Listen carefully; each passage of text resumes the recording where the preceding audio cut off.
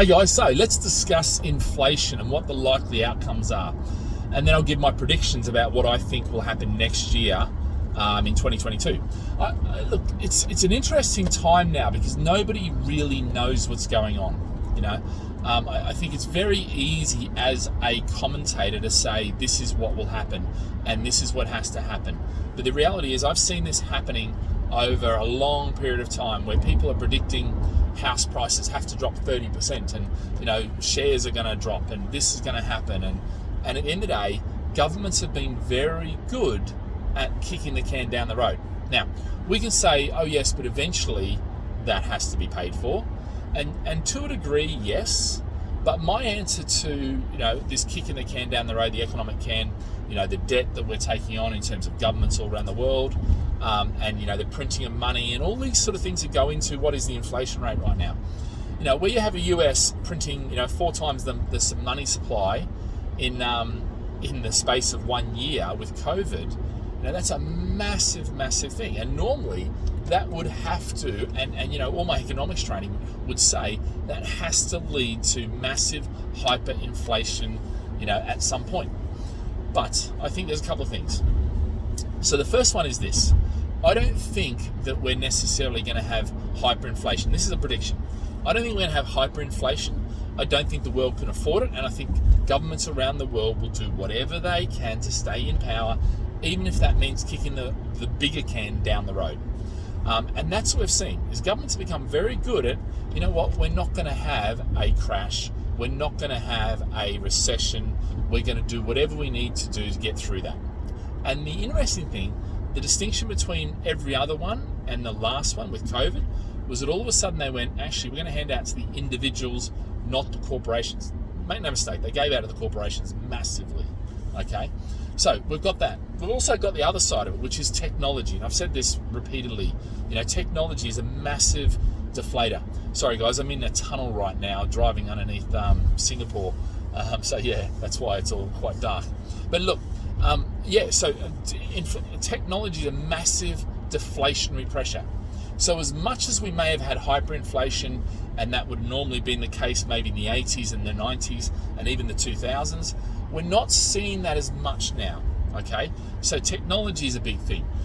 Governments prepared to invest in people at the grassroots level, yeah, as well as the big corporations. So we've got a lot of these things. We've also got a shift, and that shift is away from the likes of the US dollar and the US, and the pivot is turning towards China.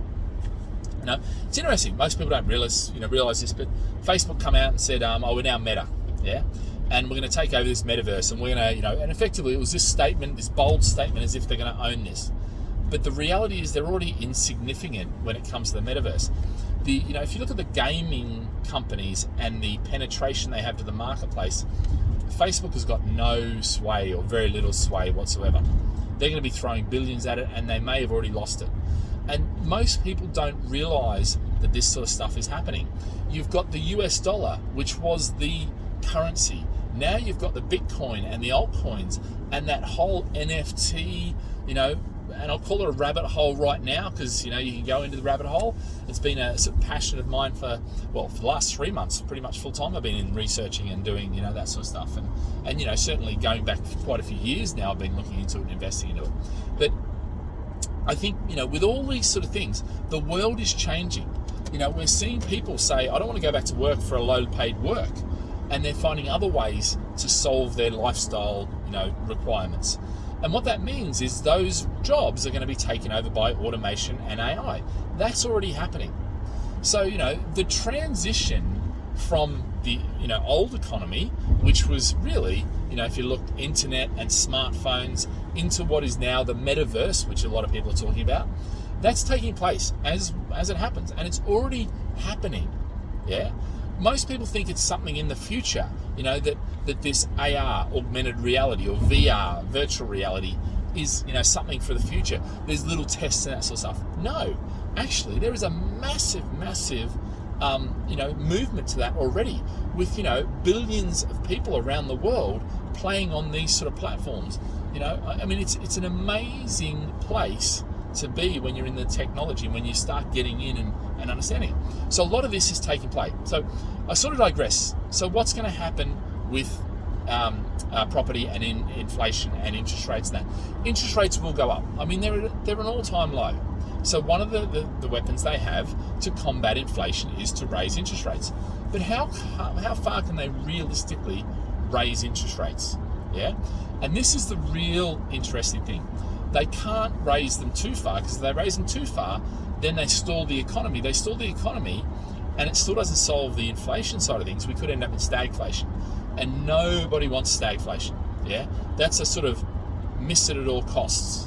Okay, so I don't see interest rates going up massively, but as an investor and as a property investor, what do you need to do? Well, what you need to do is you need to go, well, actually, they may be going up. So if it's 0.1% now, what about if the base rate went to 1% or 2%? Can I still afford? Which properties do I need to remortgage? Which properties are on fixed, and when do those fix in?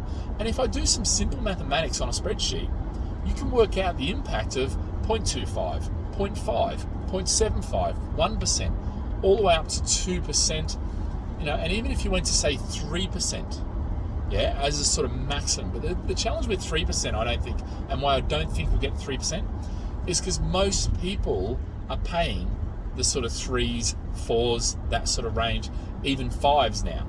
So if you add 3s to a 5, that's 8s.